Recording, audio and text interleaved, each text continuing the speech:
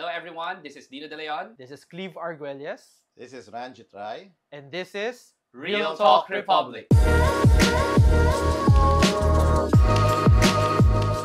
Ngayong araw na ito, pag-uusapan natin ang 4th State of the Nation address ni President Bongbong Marcos. May mga may init, maanghang na salita na binitawan ng Pangulo. Mukhang magkakasama tayo nun sa plenaryo, no? How was it for you, Prof. Ranjit? Yeah, well, I've been invited to the sauna for some time now, and I thought that it was more subdued, definitely in terms of form.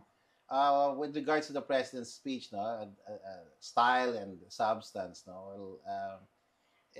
in terms of style, I like the delivery in the sense that it was discussed in Filipino, which was more accessible. Yes. Mas maganda na nagsasalita siya in our language, no? Sa substance, siguro pag-usapan natin, no? Kasi may maganda, meron hindi ako conforme, hindi rin ako meron ako kulangan. So I don't know about you guys. Well, ako, unlike Professor Ranjit, ngayon lang ako naimbitahan dyan sa sauna yan. At sasabihin ko na hindi na ako babalik. No? Una, Bakit? Ako lagi kasi usually nanonood ako sa TV or nasa kali ako, nagrally ako, di ba?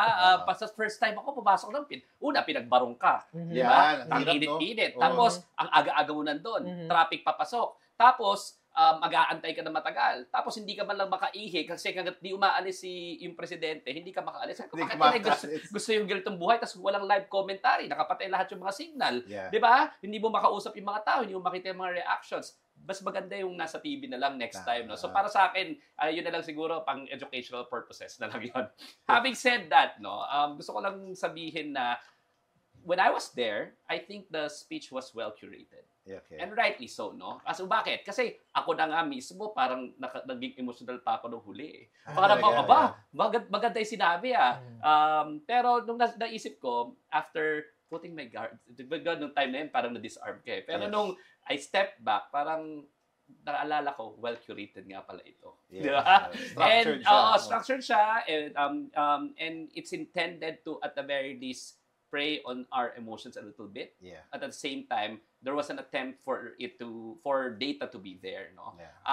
As to whether or not 100% convinced ba ako, I am uncertain whether, and syempre, ang reason kung bakit naman nandito tayo, di ba, is because we want to make sure that we participate in the discussion about the zone. Baka sabihin sa atin na naman, puro na lang kayo kritisismo, ano ba gusto nyo, binigyan na nga lahat, no? I think yung active citizenship kasi requires na whether it's a good speech or it's a bad speech, we ought to participate in dissecting that speech, no? So gusto ko lang sabihin yun first and foremost. The second one is, okay, data, marami naman siyang datos, no? Marami naman siyang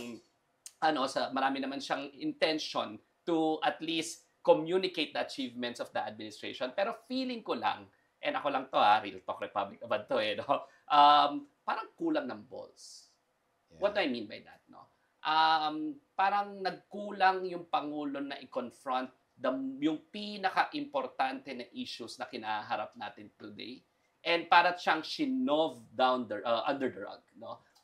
Number one, walang acknowledgement ng pinaka-importanting political and social development and justice development in the justice sector, yung arrest ni Rodrigo Duterte. Yeah. No mention at all. Yes. And the most important there is and yung sa akin personal advocacy ko, wala man lang recognition ng mga victims ni Rodrigo Duterte and wala pa rin discussion sa atin kung paano tayo magta-transition from that mass atrocity. Yes. As if it never happened, no? Yeah. Walang acknowledgement, walang support dun sa mga victims, walang discussion on how we will move on as one nation after facing that mass atrocity. That's first. Second, wala ring discussion at all about the West Philippine Sea, which is the most important pressing issue right now, no? Wala kang mention at all, di ba? So sa akin, parang nagkulang sa tapang yung Pangulo, no? May konting patotsada, pero in the most important issues that we should be confronting both politically, socially, and overall as a society, parang nakulangan ako doon. Yeah. Okay, parang what Dino is saying, medyo nagpipaint ng picture si President Marcos sa zona niya, pero napaka-specific lang na picture. Yeah. May mga naiwanan dun sa kinukwento niya most important, state na estado ng bayan, no? But I think we will ask also si Prof. Ranjit, no? Ikaw, ano yung kasi ang usapan na ano yung missing, kulang dun sa SONA. Yun nga, kasi ang tendency natin, I think all of us have expectations naman, di ba? Lalo na when you look at his second year SONA, napaka-dramatic, no? No Pogo, di ba? And, he made so many announcements there na I thought were highlights, no? Here, ang focus ng presidente clearly is to try to address yung concerns ng public natin when it comes to everyday governance, no? So the focus was on health, education, di ba? Ang focus rin niya is on agricultural development. Most of the speech went into specifics.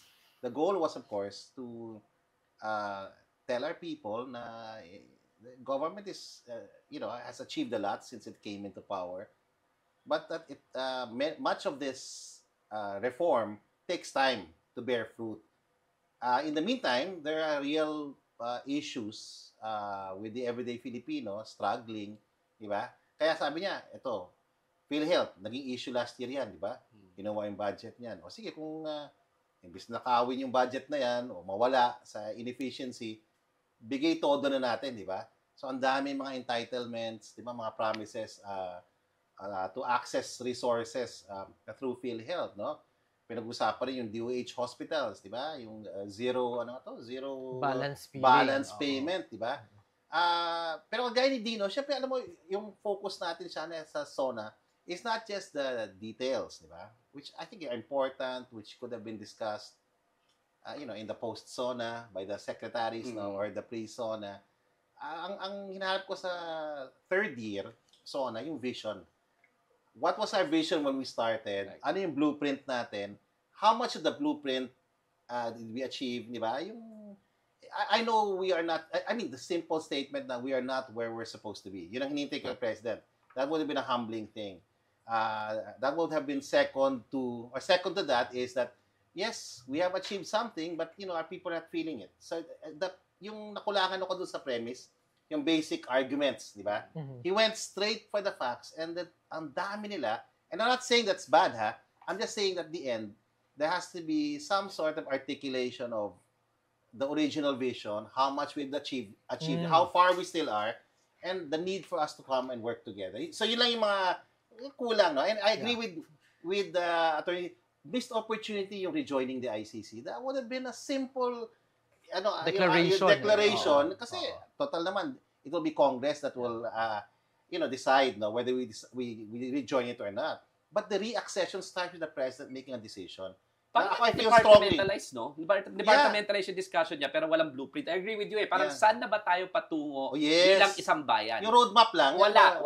Parang, ito sa agriculture, ito sa education, ito yung mga pinagagawa namin, di ba? Parang, pero saan tayo papunta? Walang cohesion. Ay overall plan. The storyline, di ba? Correct. Kasi you get lost in the data. I'm not saying it wasn't a good speech. I'm just saying that these were my expectations. Now, I wanted the grand storyline. Then we talk about the details. And in fact, much of what he discussed could have been summarized even further. Here's what we know. Our kababayans are complaining about health. These are the key things we're doing now. But the grand vision is universal health. For example, and I agree with Attorney Dino. Maybe he wanted to, not talk about divisive issues that divide us. So I didn't talk about Duterte, ICC, but he could have talked about ICC. Fixing up our image in the global family of states, reaffirming that not only are we believers in universal human rights, no, and of course the rule of law, but ending impunity would have been the cape, the end of this whole process of strengthening human rights under his own administration. Now, we will go back to the ICC, di ba? Fix up our image among states, strengthen our domestic institutions, kasi nga the ICC will help in strengthening our domestic institutions. Third, make it as a poster initiative, a legacy initiative, to say that he means what he says and says what he means about ending impunity. Di ba? Parang, sana yung ICC napasok yun.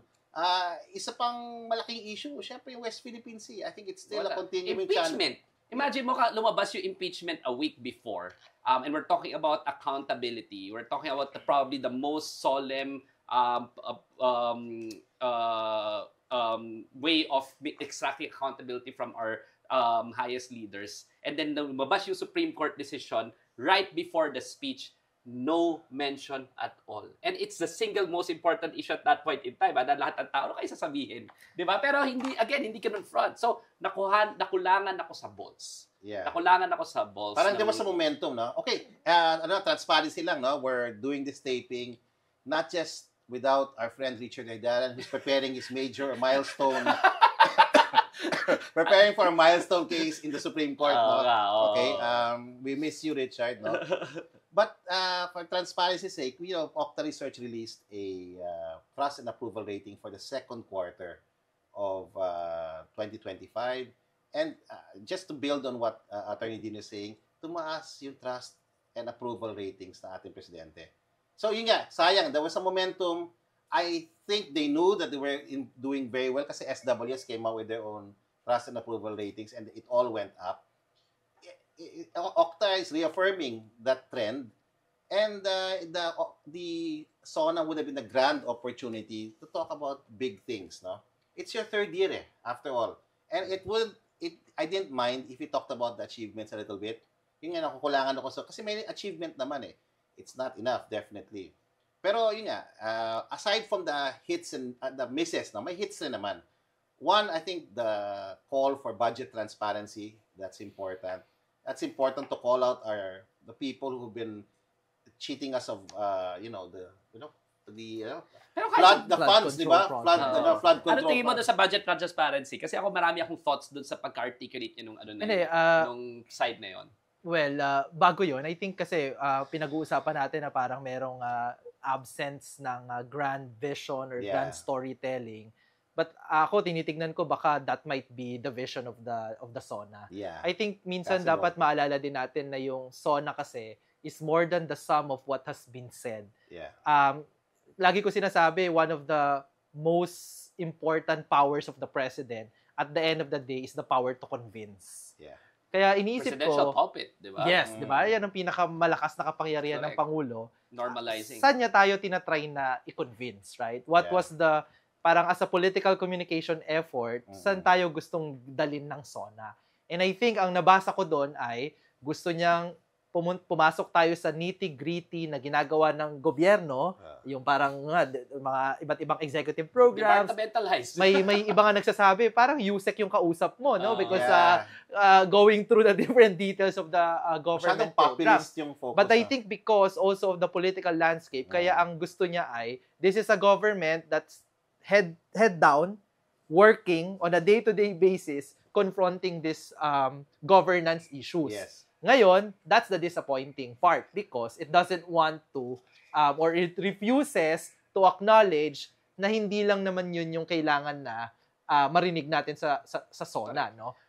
Sabi ko nga kanina or sabi ko sa ibang mga interviews, I think yung SONA din parang it's a wish from the president.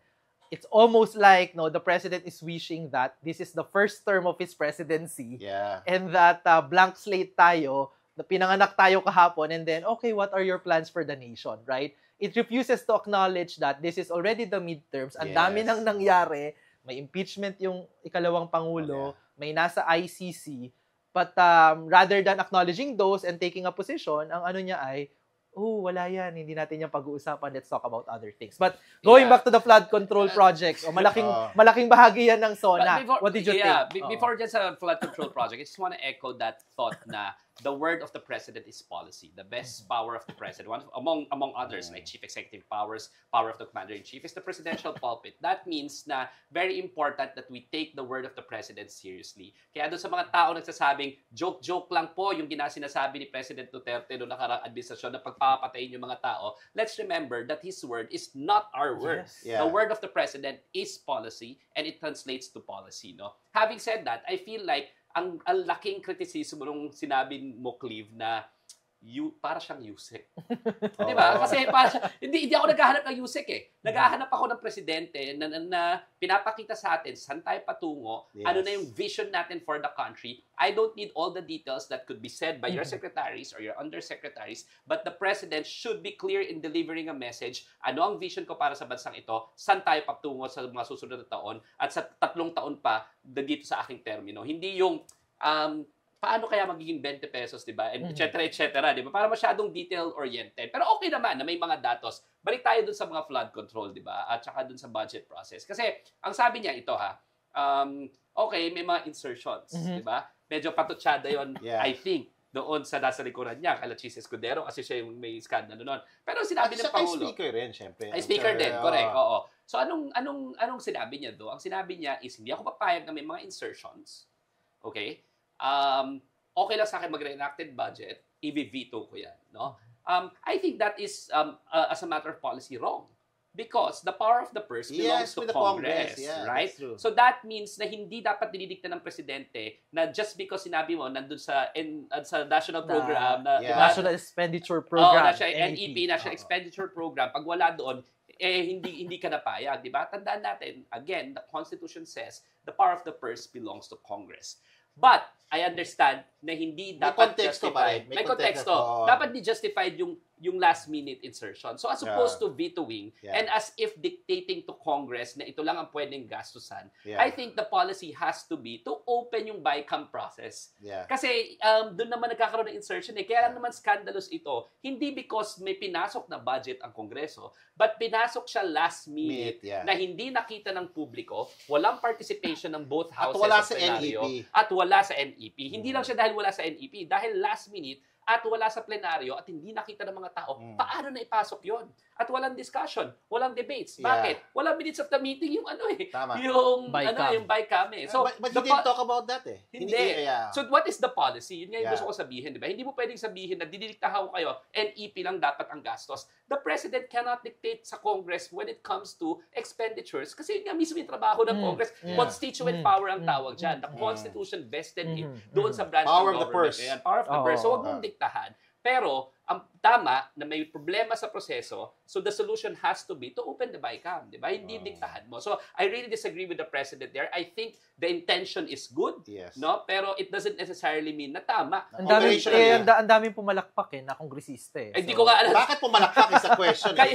Ano sabi niya? Tumayo pa sila mahiya naman. Hindi ganyan dapat sinabi niya pala, kayo mga kongresista, mahiya naman kayo. Kayo mga senador, mahiya naman kayo. Kasi ilan doon ang nakinabag sa mga flood projects na yan, di ba? Ilan doon ang pumasok at gumawa ng mga fake projects na yan? Ilan doon ang namorsyento? Totoo naman, di ba? Sabi niya, alam naman nating lahat na namomorsyento yan SOP yan doon sa mga kontratista nyo Maraming mga congressman nga dyan na pagkaupo pa lang, iniisip na anong project ang gagawin ko para makaporsyento ko. Hindi na iniisip kung totoo yung proyekto or kung substandard yung proyekto para sila makakaporsyento. Para ang critical nyo lahat. Hindi. Before we end critiquing the SONA for what it didn't talk about, I agree with Cleve and what you have said earlier, no? Na Grand Vision also necessitates talking about the structural problems, di ba? Ito kasi, bunga lang to, di ba? Outcome to, ano ba yung source ng problema? Structural yung problema. And confronting the real reforms is something we did not hear as far as the SONA is concerned. And maybe yung purpose ni President kasi ito yung lumalabas sa surveys, gusto ng tao ang solution sa inflation, gusto ng tao ang solution sa what you call this, mahal na pagkain, ang problema sa trabaho. And so they structured, it looks like a PR person or PR group structured it So it doesn't seem as systematic for us. Pero baka hindi naman talaga tayo yung audience talaga, di ba? Yung audience talaga yung mga kababayan natin na nagtatanong, ano bang makukuha natin sa gobyerno na to? Sinasabi ng marami, nagbabago naman siya we're the second fastest growing economy, pero hindi nararamdaman, di ba? Pero gaya nga ng sinasabi nyo, Dino at saka Cleve, structural yung bago, walang pinag-usapan tungkol sa last SONA, pinag-usapan tungkol sa cartel, di ba, sa bigas. Ilan na ba nahuli? Wala pa nahuli. Meron ba nahuli? Yun ang problema Yun ang problema sa rice, market natin it's really controlled by a small group of people who control both the demand and supply. Hindi naman ito yung nagpapasubdivision. Ginagawa subdivision yung mga Oh, farmlands. Maraming ba? yeah. Pero ano ang solution diyan? Kasi yun ang nakukulangan ako doon, and I think we should go to what is good about the SONA kasi I think we've ventilated on what's bad about it, no. Ano yung kulang? Wala siyang legislative agenda in the end. Di ba normally may hinging kang ano yung mga batas? I asked Congress to do this, to do that, to do that because this is where we're going as a nation. Wala Di ba? Wala tayong like strengthening accountability ng mga sa yung public services yan, di ba, sa tubig, di ba? O even the Land Use Act kasi nga, di ba? Convert lang yung mga rice land into subdivisions. Di ba yung mga issue ganyan? Or di kaya yung reform sa procurements natin. Akala ko ba sabi mo positive na? Bakit? Hindi na kaya. I-recap ko lang. Parang ano pa din Kulang pa din O sige. Hindi, tinan mo sabi napatunayan na natin na pwede maging 20. Alam mo, hindi ko alam kung hindi lang nag-rise ako naman. Sustainable ba yun? Yun ang tanong ko Sabi ko, saan? Sa Cebu daw yata kasi hindi ko naman nakita dito na may 20. Pinilot Oo, may pinilot daw. Oo. Tapos i-roll out daw. Una, sustainable. Pangalawa, baka naman gusto mo i-share sa amin kung paano nangyari yun. Hindi yung basta 20 na lang, di ba? Tapos heavily subsidized pala. Tapos yung 12 trillion, 13 trillion natin yung utang, baka mas lalaki pa. Di ba? Tapos wala naman tayong food security because hindi nyo man sinusuportan yung mga farmers. Galing pala sa mga import yan. Yung mga ano na yan. Import lahat yan. Tapos yung mga farmers natin, hindi ayaw na magsaka kasi sila yung pinakamahihirap at wala kang plan to make sure na makaka-generate tayo ng kinakailangan nating pagkain as a nation, di ba? Walang plano. So, basta 20 lang, basta ma-fulfill ko lang. I think, when it comes to agriculture, di ba, dapat a little bit longer term. Yeah. Kasi ang problema dyan, hindi lang maging 20, kundi secure tayo as a nation when it comes to food. Yeah. And that and balances... structural yung reforms. Correct. Short term and long term. Yeah. But I think he wanted to focus on the short term. Kasi I think the assumption, this is an assumption, it's not proven, no? That the administration is doing its homework. It's trying to strengthen agriculture, put in all the necessary inputs, no? Pero it takes time, gestation period kasi ang reform Pero yun nga, ang gusto ng taong bayan sa tingin nila, ano yung pwedeng ngayon? So, maliliit na bagay, MRT, di ba? Yung mga bagon, di ba? Pero sa ating mga kababayan, hindi maliit yun, ha? Lalo doon sa mga mahihirap. Hoy, MRT ako, ha? Nag-aangkas ako, ha? Talaga hindi maliit ang bagay sa amin. Di ba? Yung ayusin yung traffic, no? Si Vince Dizon nandun. Ayusin yung antas ng education natin, di ba? Doon naman tayo sa, kayo naman, masyado naman critical. Ano maganda? Ano yung nakita nyo maganda? Ako, kasi, hindi na beyond General Torre being crowned champion, no? That was a highlight, no? Pero I think his argument that you can meld, no? Or you can balance law enforcement and rights protection, pare. Di ba sinabi niya, ma-achieve na namin lahat halos ng na-confiscate na drugs in terms of tonnage sa 6 years ni mas marami na. Mas marami. Without killing people. Nalamang. Malaking bagay yun, ha? I mean, although kasi yun nga, kasi dahil ang haba, hindi na-emphasize yung key arguments. You can really balance law enforcement and rights protection. I-share ko lang, ha? Yung 911 nila, yung Project 911 nila, 5 minutes makaka-respond. Sinubukan namin. Sinubukan namin, ha? Sinubukan talaga. Tumawag, hindi nila alam yung address namin, 911. Dumating yung mga police opisina namin. With body cams. Naka-boxing gloves. Oh. With body cams. That's good, diba? That's good. These are small things and they may represent little ideas to academics like us, no? Pero to the everyday Filipino, this is something na may nakikitang palpable improvement. More cops on the street. He talked about that. Hindi na sangga ng mga pulis. Kasi dati, pag nakakita ka ng pulis, imbes na feeling mo safe ka, mas lalo ka pang natatakot. Mas lalo pa yung safety mo, hindi ka sure. Baka matokhang ka. Di ba ganyan dati? Di ba? Hindi mo alam kung paplantahan ka na siya tapos tatakot-takutin ka, boboss around ka. Di ba? And tandaan natin, mga pulis na yan, going back to the issue of accountability during the previous administration, sila yung nag-implement ng bloody war on drugs. Halos walang nakasuhang mga pulis. What does that mean? It means na nandiyan pa sila sa field. Nandiyan pa sila sa field, operations, sa kakasalumuha, yung mga nabiktima nila mga pamilya, at saka yung ordinaryong tao. So, I think while we acknowledge that there is an improvement in terms of the current reputation of the police and the rapport with the people, kulang pa rin talaga, kaya nga nakukulangan ako sa bolts, di ba? Kulang pa rin na tutugisin namin yung mga naging excessive, di ba? Yung mga naging abusive. Wala, nada. So feeling ko, itong administration na to, dahil nagsimula siya, di ba, sa SONA niya na narinig namin ang mandato, parang feeling niya natalo siya. Mhm. Parang I would argue, hindi naman talo yung administrasyon, di ba? I mean, Mhm. there could have been a better showing, but they did not In the lose. Senate only, actually. Kaya nga, almost everything all the panalo. local government officials that were aligned with the administration, a lot of them won eh. Oo nga. So parang yeah, I agree with you na parang yung tone na yon was unnecessary. Unnecessary. Oh, yeah, but Starting with the wrong week, di ba? Parang Yeah, a little bit oo. weak. Oh. lalo na given the fact that, this is administration that's more liberal than the Aquino administration. In fact, tama si friend natin si Richard eh. And I've been saying it also, this is more like Aquino 2.0. Very liberal policies, very strong on human rights. Correct. And the idea here is that, we redistribute to the poor whatever we can redistribute. It's in fact a bit socialist, no? In some sense. But very expensive. Yung question kasi, all of these entitlement programs are going to cost government a lot of money. And in a time when we don't have the resources, we're not generating enough, we have a daming inutang nung last administration. That storyline has to be clear, no?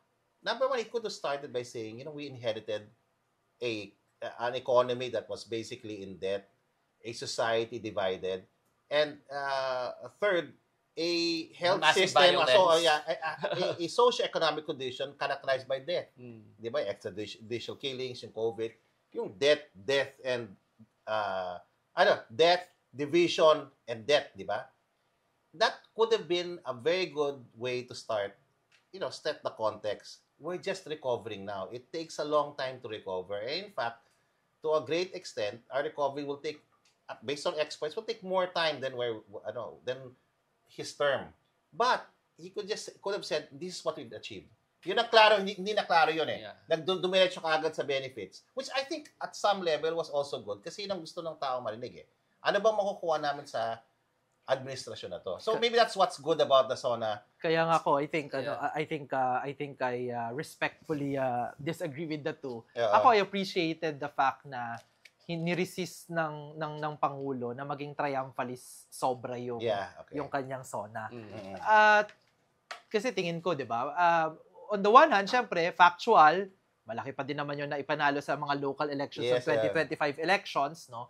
Pero I think, no, given that yung SONA din kasi ay political message, no? Alam niya na nagre-respond siya sa political context na medyo namayagpag yung narrative ng mga Duterte na nanalo sila, ganyan, kahit hindi naman masyadong So you mean katotohanan. tell me it was purposeful na wala siyang mention about the impeachment? I think, para lang walang mabigyan na credit. I think that's my generous take na ayaw niyang mag-cede ng ground doon sa kanyang political competitors, political rivals na meron pa silang masabi. Kaya kung mapapansin nyo, tinitignan ko yung mga Duterte networks online. Medyo nahihirapan din sila i-criticize yung SONA because wala masyadong laman na controversial. Oo, di ba? Parang halimbawa, pagka sinabi ng Pangulo na habulin niyo ang mga kontratista, yung mga nagnakaw ng pera sa flood control projects. Who argues with sabihin that? mo, di ba? You argue with that. Kapag sinabi niya na ibababa ko yung presyo ng bigas, yes, of course, tatanungin natin, yan ba ay sustainable? Pero napakahirap kontrahen ng isang polisiya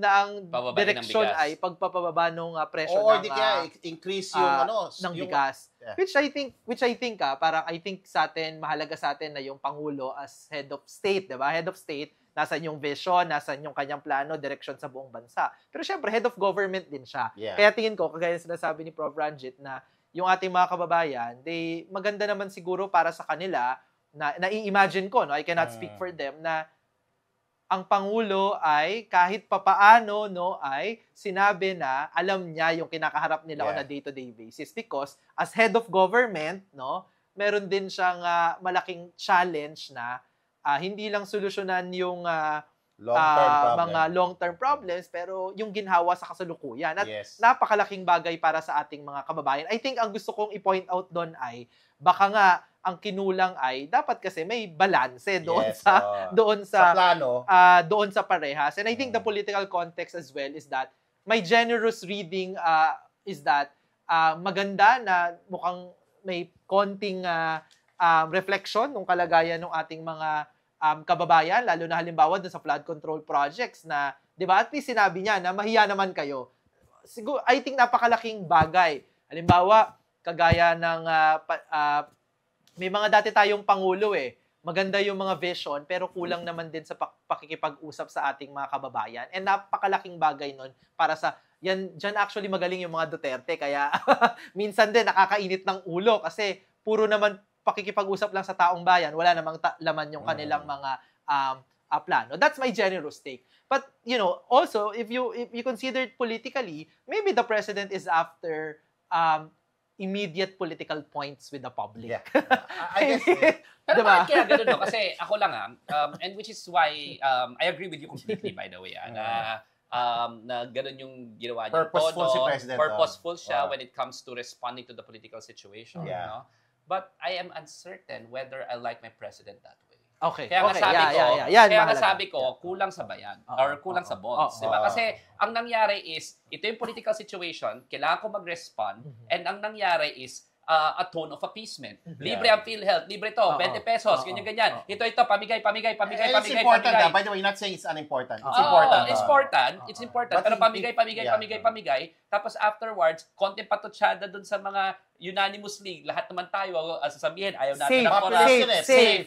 Tapos, hindi kinonfront yung pinaka most important issues na naturally polarizing, pero di ba, you are the president, dapat you take a clear stand on the West Philippine Sea, on extrajudicial killings, on accountability, on impeachment, pero lahat yon tinaguan at nagpamigay at nag-appease sa lahat ng tao at lahat naman ng sinabi, hindi controversial. So parang presidente to na medyo parang Willie Revillame, no? Bigyan ko na kayo ng jacket para tapos na tayo.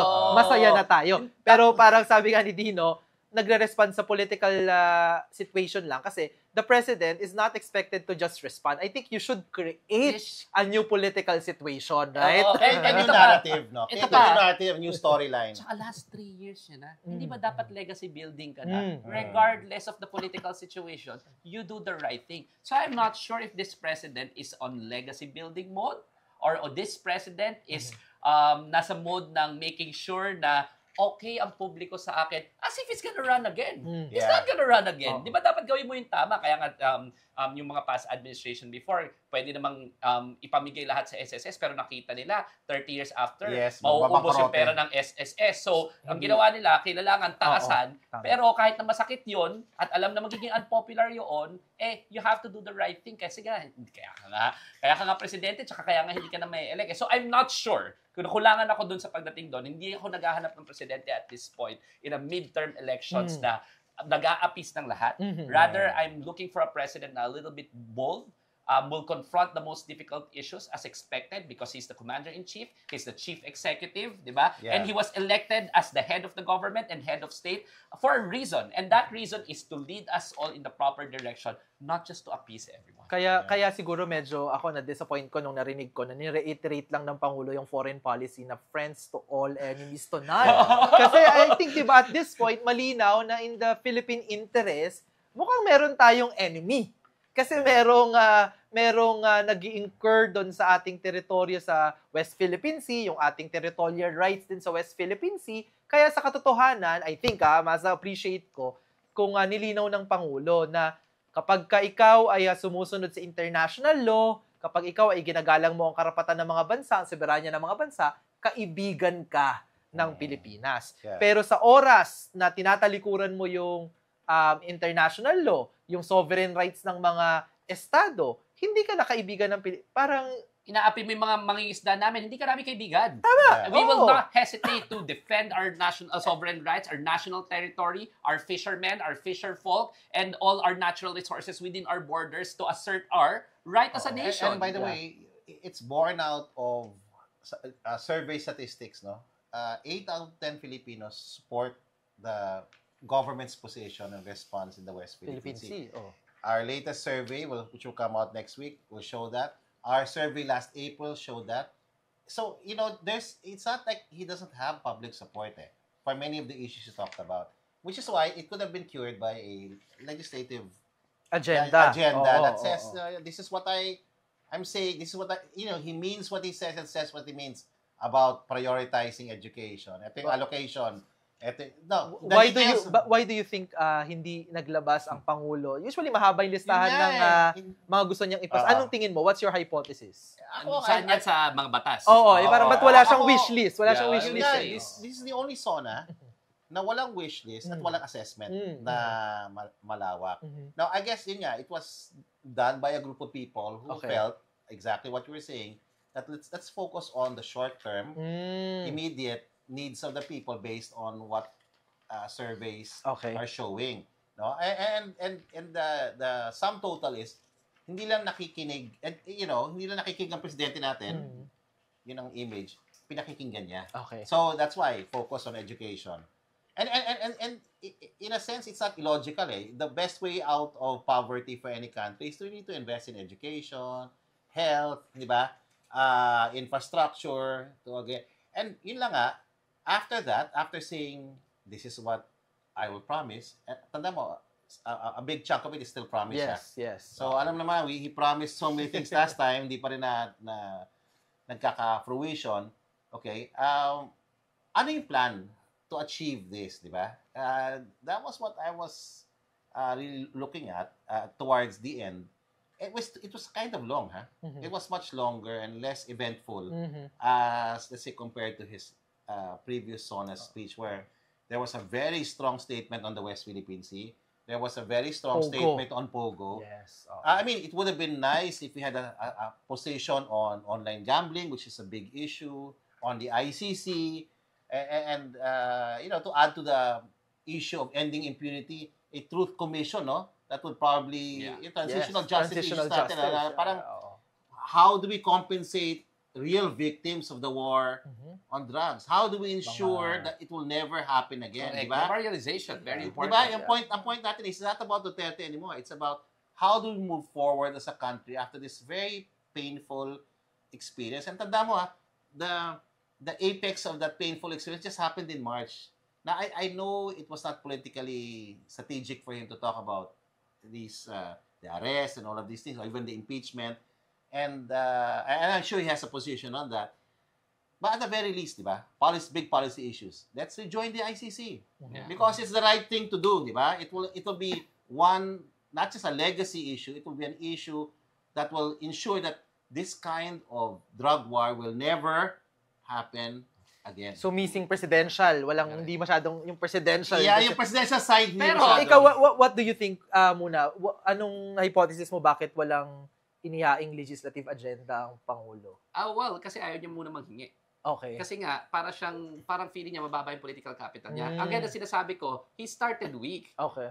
Parang natalo po kami, nakikinig po kami sa masyadong conceding Masyadong conceding. Pakikinggan namin kayo. You're the president, you're just on your midterm, I'm brave, I'm on my on legacy mode, ito ang inihingi ko, ito ang tama para sa taong bayan. Hindi na ulit ako tatakbo ha, pero I won't hesitate to use my presidential powers. And these are the things that we have to do. Bago yung term niyo, let's work. Kaso, parang yung naggumawa ng speech at nag-propose ng speech at yung masyadong psyche, cautious, no? Masyadong cautious. And masyadong does it make him look like a lame duck president? Kasi yan ang sinasabi ng mga critics niya. It still sounds presidential. Again, nung pinapanood ko, I just want to clarify this. I felt emotional. I felt it was a good speech. All of the things that I'm saying right now are things that in hindsight, diba? 2020 vision diba? 2020 ang vision mo in hindsight always, diba? Pero nung mga oras na yun, sabi ko, okay, maganda yan. Pero naisip ko rin, I had to be a little bit cautious towards myself kasi hindi ko alam kung ang baba ng standard. And the standard is the previous administration, diba? Na talagang gutter ang magsalita, not presidential, embarrassing, and hindi mo alam kung anong sasabihin mga kalokohan na naman. So in that sense, diba? in that sense, all his speeches are excellent. Oo naman. Talagang, wow! Okay pala yung presidente kahit paano maayos yung barong, hindi nakabukas at nakagano na parang, di ba? So, of course, he looks presidential. The last two SONA, sabi ko, okay maganda. Kahit pa pangatlo naman, maganda. Pero dahil nga, kinukumpara natin dun sa basurang mga SONA na Mababa akin to a masyado. drunken monologue, yung mga pass na nung nakaraang ni Rodrigo Duterte na magmumura, hindi mo alam kung saan patungo, tapos magde-deviate, tapos ang haba, 2-3 hours ang sona ni Rodrigo Duterte Yeah. kumpara dito na kahit paano, well-curated. Pero kaya nga ako cautious kasi I know that it is curated. That's Yeah. why I'm taking a step back, and that's the reason why all of these things, of course, I see and I'm saying after watching. Pero while I was watching, it was a nice speech. While watching. We were all there, di ba? We were all there Oh. watching. I thought it was, he was presidential. I like the tone. Everybody's talking about the tone. The tone of humility na. No? At the start na, it doesn't mean anything, all these statistics, if that we're improving as a country in terms of socioeconomic indicators, but our people don't experience, di ba? The benefits of a growing economy. Pero yun nga, ang argument ko dun sa huli sana may legislative agenda nagsasabi pro-poor. Walang usapan on minimum wage.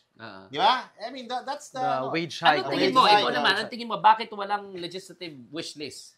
Parang malapit din sa iyo eh. Tingin ko ang reading nila, they don't have the enough political capital para mag-utos sa Kongreso, 'di ba? Pero nakakapagtaka din kasi if you look at the results of the House leadership election, majority leader ang kanyang anak, no? Si Congressman Sandro Marcos. Marcos family reunion nga. By the way, I sinabi ko yata sa'yo, katabi kita, di ba? It left a bad taste in my mouth. Na nakita ko doon yung mga buong Marcos. Parang puro Marcos, di ba? Speaker of the House, majority leader, presidente, and all. A little bit, it left a bad taste in my mouth. I just want to put that on record na parang, ano ito, reunion? Ano ito, dugong bughaw kayo lahat? Di ba? Parang, kayo lang ba magaling na pamilya? Parang for me, gusto ko lang, ang pangit ng panlasa ko doon. I'm just saying, I don't know what to expect, but I'm just saying, it left a bad taste in my mouth. Yeah. And then, so tingin Dynasties, ko, no? Everywhere, di ba? Magkakapatid. It would have been parang yun nga na yun naman yung results ng House election. Tingin ko that's still the president's house sa labas ng na re-elect ang Speaker of the House, the majority leader. So I was surprised. Kayang-kaya niyang magbigay ng legislative agenda. In fact, nung tinatanong ako na am I worried dun sa mga bagong mga independent bloc dyan sa House na mga pro-Duterte, di ba? Sila ay nag-abstain, sila daw ay independent, di sila sa minority. Ang sabi ko, well, with their numbers, I don't think they will be influential in the legislative process. Maingay lang, pero hindi sila magkakaroon ng effect sa legislative agenda. And that's, so still surprised. Pero baka, going back din to what Ranjit was saying, na yung reform energy wala sa Pangulo because reform is also risky. Yeah, reform it's is a bit long-term, no? Pero that's disappointing because that's what we need. At saka kaya nga sa 1987 Constitution, hindi na nire-re-elect yung Pangulo. Precisely because we want the President, even sa kaduluduluhan ng kanyang term, to use the final years in power, no? To see into action, ano yung tingin niyang makakabuti sa ating bansa? Structural reform. Huwag ka nang matakot dun sa political incentive. Hindi naman marire-elect eh. Hindi ka naman tatakbo ulit eh, di ba? And yun yung sinasabi ko na parang legislative agenda, discussion of the broad vision, the blueprint, the grand plan. Kasi parang, of course, we have the NEDA, National Development Plan. Pero after 3 years, parang nawawala ka na. Saan pa papunta itong administration na to? Now, they have a plan. Don't get me wrong. No? They have a plan. It would have been nice to have reiterated, it's a long speech. It could have reiterated in 5 minutes what the context was, the real state of the nation. Number 2, what the grand plan is. Third, probably, what are the 3 things he achieved. I mean, honestly, transitioning from a post-COVID economy to where we are now is an incredible task. Many countries are still struggling. We are, but we're the second fastest growing economy in Asia, no? In Southeast Asia. Okay. Second, we basically brought the economy back to its almost post-COVID structure. We're not generating enough because we declined so much in the last administration. It will take so much, 8 to 9% GDP growth just to go back to what we were in 2018, no? So there's a lot of work. That should have been the framework. And then after that, talk about, okay, we know we are not yet where we're supposed to be, the long road forward, but these are the things we're going to do immediately for you guys. Yun lang yung structuring lang ng Yeah. konti to make it easy for people to understand. But again, this is just me. Yeah. The everyday Filipino would have appreciated the speech kasi now you can go to a DOH hospital with confidence kasi meron tayong Dahil sabi ng title. Pangulo. Dahil sabi ng Pangulo, di ba? And then On- sa education system, yung food. Di ba yung feeding programs and all of these things. So, it was a good speech. Yes, there's lots lots were not discussed. But then again, the president had his own agenda. On that note, hindi lang tayo yung nakinig sa presidente, may mga kababayan din tayo nasa bahay, no? Na nakinig sa SONA, no? At nakinig sila sa SONA, no? I think yun yung susunod nating gagawin, no? At titingnan natin ano yung mga naging reaction ng mga netizens, no? At magre-react tayo doon sa kanilang reactions as well. Okay, at this point, babasahin natin yung mga reactions ng mga nanood din ng SONA. Hindi lang tayo kasi ang nanood. So, let's start, no? Okay. Tip the President. Hindi ako sure. Parang overreading. Tingin mo ba? Ako, binanggit ko to na kung magiging very strategic political reading, tingin ko, maaari na pagbabanta ng Malacanang, no, na kapag hindi ka nakisama. Pero mag-work lang tong ganitong reading kung may legislative agenda yung Pangulo. Ako parang wishful thinking. Parang may diin pa ba talaga yung Malacanang sa accountability ni Sara Duterte? Hindi ako Medyo sure. duda ka Duda na talaga Lalo ako. na during this period na sinasabi ng lame duck period na. Pero I would admire the president and his staff, this administration, if they will have the courage, the conviction, diba, to actually pursue accountability. Pero I'm not sure whether they will have that energy and diba, the strength. Tsaka the siguro courage dito to din do yung it. comment natin, ang Malacanang hindi lang yan taga-publish ng listahan ng ghost projects. Hindi yan investigative journalist. I mean, I love our investigative journalists, no? Pero Malacanang po kayo, hindi po yan ang magiging trabaho niyo Correct. dyan, diba? Next. Ang haba.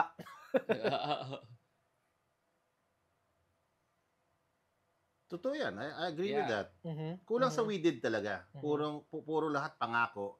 Oo. Okay, na napako, di ba? Okay. And after 3 years, talagang it's only fair for people to make that comment. Kasi we are where we are at the moment. And a lot of people, when you look at the survey, still are unsatisfied, no? Or dissatisfied. Although, of course, in the newest Okta survey, dissatisfaction went down for the president. His trust and performance ratings improved. Yeah, but again, yun nga, that will only be sustained with performance. I may have missed it. Meron ba discussion about electricity? Parang wala nga eh. Meron yung Meron kanyang yeah. pero ano din, parang yung pinag-uusapan natin, sinabi niya na sa Siquijor, matagal na yung Yes. brown Yun out. nga. Pero walang Ayusin nyo yan, pero Oo. anong gagawin Hindi, pala? pero walang Tanong, energy plan. sino ba may-ari ng energy company sa Secure? Parang, Parang di mo alam, wala, no? wala, Alam mo? Di mo alam. Si ano? Meron ding tubig. Real talk. Sino? Oo. Parang ang Ay, dami yun ba? pala. Parang iba pala yung alam ko. Hindi ko alam eh.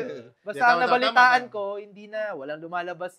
Kawawa naman yun, no? Walang lumalabas sa gripo mo, wala ka pang kuryente. Pero it's already 2025, pinag-uusapan pa rin natin, walang kuryente, walang tubig. Hindi ba dapat ang pinag-uusapan natin, what is the energy plan to be sustainable and to make sure na we are no longer the second or third most expensive electricity in the world or in Asia? Diba? Yeah. Dapat ang pinag-uusapan na dito, anong plano natin long term? Yeah. No? Yeah. Ayun yung parang... Tsaka nabanggit ng Pangulo na dapat nasa renewable na tayo Yeah, leaders yun sa naman sinabi renewable, naman yan, pero ang hindi clear ay meron bang massive na investment yung pamahalaan sa renewable kasi ang strategy sa iba't ibang bansa diyan, gobyerno yung mauuna, 'di ba? Para ma-push yung buong society mo, but hindi natin narinig 'yon, no? I think yun nga, that's a big issue in energy policy. Are we going to go nuclear? What's going Yes, to be the sources of energy? Mm. Hindi naman pag-usapan. Ayan. Next. Sunod.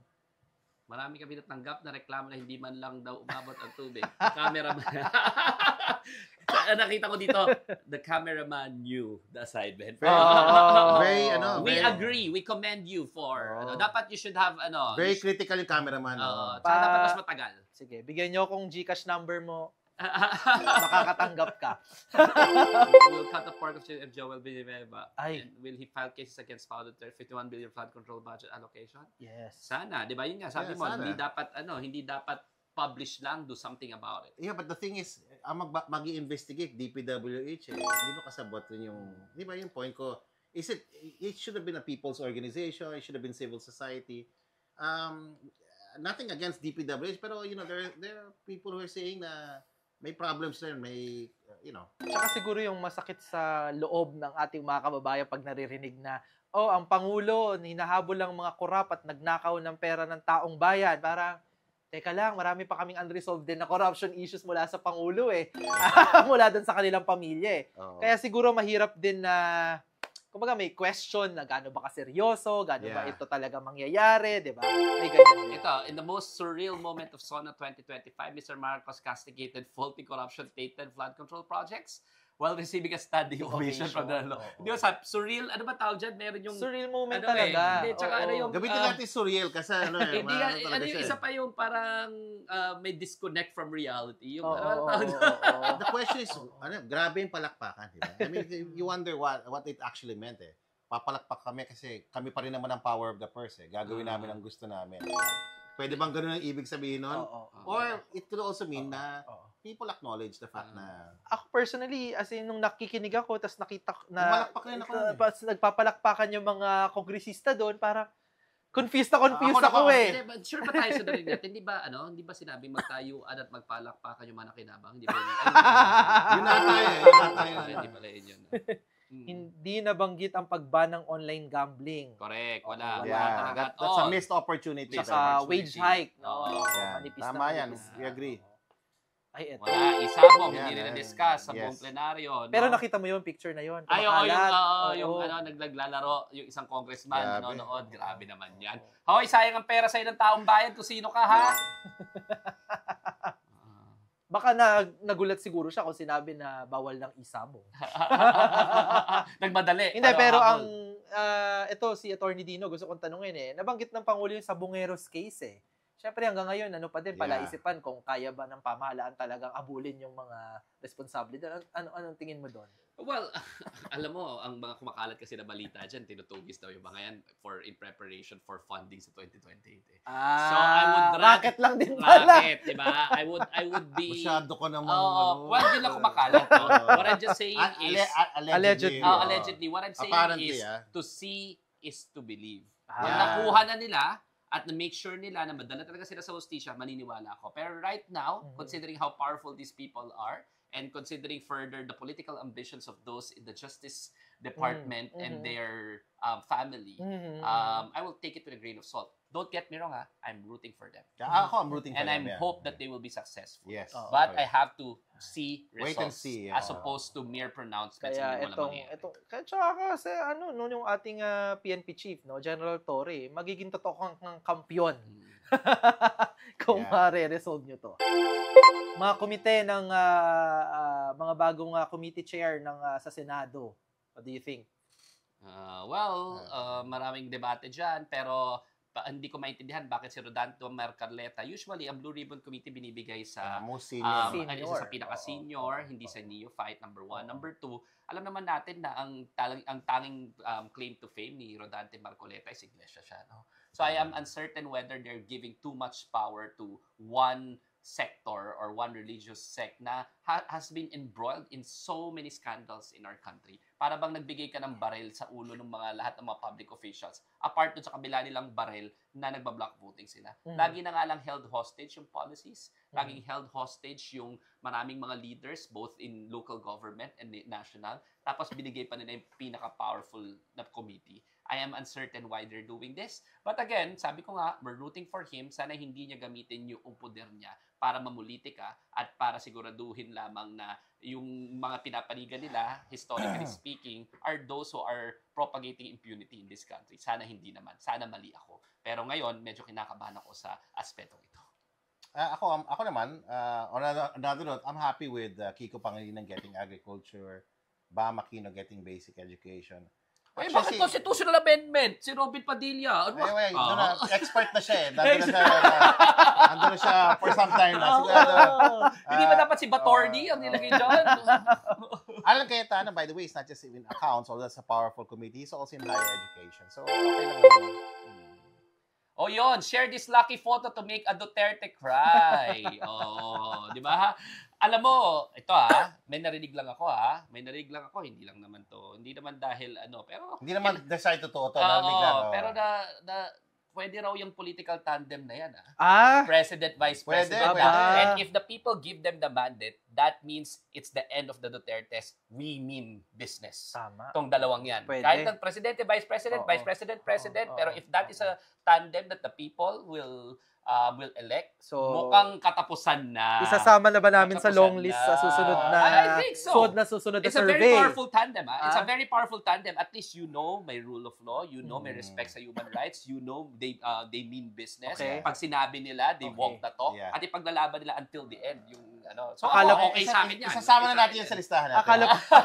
Akala pa naman ni Manny, siya ang mauunang boxer third president. Pero Yeah. baka may mauna sa kanya. Alam mo, they met, di ba? 3 days before. Oo, may meeting They met. may meeting. It's a Commission on Human Rights, Laila De Lima, yung NAPOLCOM, and then si General Torre talking about how to make sure na transitional justice. Yeah. It won't happen again. The police force will be sensitive when it comes to Yeah, human yun ang rights. importante. How do we make sure na imbestigahan yung mga nagkakamali sa police, di ba? But without necessarily delegitimizing yung police as an institution, no? So ang ganda. Medyo excited ako sa possible tandem. Oh, Love Bus. Pagbabalik ng Love Bus na dati nang meron doon sa nung panahon ng dictatorship ni Marcos, no? Yung mga kadiwa, masagana. These are populist initiatives. But what's wrong with providing free transportation? If it's sustainable naman If they start using CNG or electric, baka it will even be better.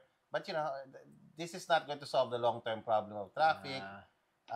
Or the problem of commuters, no? Ako kinalabit ko yung katabi ko Huwag niyo sabihin ko sino katabi ko plenaryo. Medyo millennial kasi ako, sabi ko, ano ba yung Love Bus? Ako din, di ko na yung Love Bus. Excuse me. Oy, alam mo, nabutan mo na yan, ha? Alam ko, ha? Nabutan mo na yung Love Bus, ha? Okay.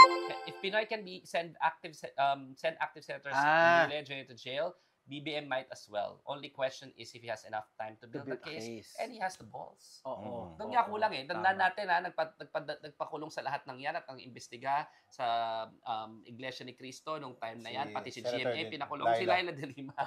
Kaya as Justice Secretary, kaya nga nakulong after ang daming galit.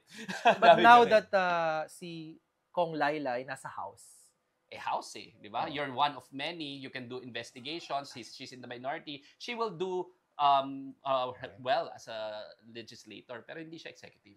Executive di ba? So, dapat yung Justice Department should be able to do this. Okay. nawala. Wait. Wala na. Ay, baka last na yan. Yeah, last time. The new minority. Yeah. The new minority. Okay naman. Okay naman. Ako happy, at least Lisa is not alone. Sinasabi ko lang kay Prof. Ranjit kanina, powerhouse minority to. 2 former Senate presidents. Yeah. 2 of the most senior veterans in Senate, Senator Loren and Senator Ping, and of course, napakahusay at napakasipag ni Senator Risa. And yung dalawang kasama rin nila in a lot of the measures, si Bam and si Kiko. Nakita niyo yung recent, yung pinas nila, calling for an open BICAM ba? Open BICAM. Right? Pumirma talaga sila, kasama si Kiko and si So, Bam. parang ang expect natin sa Senate ngayon, 5+2. 5+2, correct, a minority. And you have to understand that this is a majority in the waiting. Okay, I agree. because 13 is all you need, no? It's just gonna be a matter of time. Pustahan. Well, I don't know. But the next 1 year this pa. is the majority that's ready to take over. If there's a need for change. Pagka may mga CCTV pa ata na Sorry, lumabas. this is a minority that's ready to take over. Okay. Yeah. Okay. Tapos na. Siguro hindi naman masama na na to make sure that we expect more from the president because he's the Yes. president after all. No? Hindi pwedeng ano ang iniisip natin ano pa bang gusto niyo? Konta ka na lang lagi, di ba? I think when it comes to the presidency and all our elected leaders for that matter, it's okay for us to be critical. And for this particular president, while natuwa naman ako dun sa tone ng speech, I would have expected more. And nakulangan ako sa katapangan. No? I expect the president to at least be a legacy builder, to be brave enough to confront the most important issues, and to call a spade, not just shove the most important issues under the rug. No? So dyan ako nakulangan dito sa Pangulong ito, dito sa sonang ito. Huwag na tayo magbulahan pa dito na lagi sabihin, at least may nagawa. Di ba? Hindi tayo mediocrity pagdating sa bansa natin. And that's fine. We have to expect more from our leaders. Yeah. Ang Pangulo sa kanyang State of the Nation address, no, mahusay, maganda na nakinig siya sa mga kababayan natin na maraming kinakaharap ngayon. Pero may hangganan ng pakikinig at hindi lamang trabaho ng Pangulo ang makinig. No? Inahalal ang Pangulo, binibigyan ng kapangyarihan, public office, public trust. Yan ang pinakamakapangyarihan na posisyon sa ating buong bansa para gumawa ng solusyon, para umakto. At napakarami nating kinakaharap ngayon. Bukod sa mga pang-araw-araw na suliranin ng mga kababayan natin, pagtaas ng presyo ng mga bilihin, halimbawa, number 1 na umaangal ang ating mga kababayan, mahalagang usapin pa din ang accountability, no, o yung pananagutan ng mga public officials. Kasama na dito na ang aligasyon sa Vice President kay Sara Duterte ay napakaseryoso pag nanakaw or maling paggamit sa pera ng taong bayan. At yan ay galing sa bulsa ng mga mamamayan. So, ako ay very disappointed na hindi ko narinig yan at hindi yan isinama ng Pangulo sa kanyang agenda ngayong taon, no, at sa mga susunod na taon. Feeling ko ito ay napakahalaga na dapat na naging bahagi ng talumpati ng Pangulo. Para sa akin naman, yung SONA speech, may good, may bad, no? Mayroong kulang. Pero again, yun na nga problema. Yung SONA speech is just a speech, di ba? Again, it should not end with promises, but really, after the speech, the government should, as he reiterated in the first few lines of speech, would focus on getting things done and getting things done quickly. So it's time for implementation. It's time for the government to go back, to the drawing boards on many issues. And I feel that the SONA started a lot of conversations, di ba? And maybe that's also the value of the SONA, that the president, hindi lang siya nakikinig, pinakikinggan niya rin tayo, at in the end, hindi lang puro ngawa, may gagawin talaga siya. Hindi lang mapapako yung mga pangako, no? And so that's the hope lagi with the SONA. And again, this will require not just the hard work of the executive branch, it will require that it works very closely with Congress. And hopefully, that will be the case for this year. Yan ang tungkol sa State of the Nation address ng ating Pangulo. Back to work, may bagong Kongreso, 20th Congress, kaya antabayanan nyo ulit yung aming mga susunod na conversations on the latest political issues. I am Cleve Arguelles. I am Dina De Leon. I'm Ranjit Rai. And this is Real Talk Republic.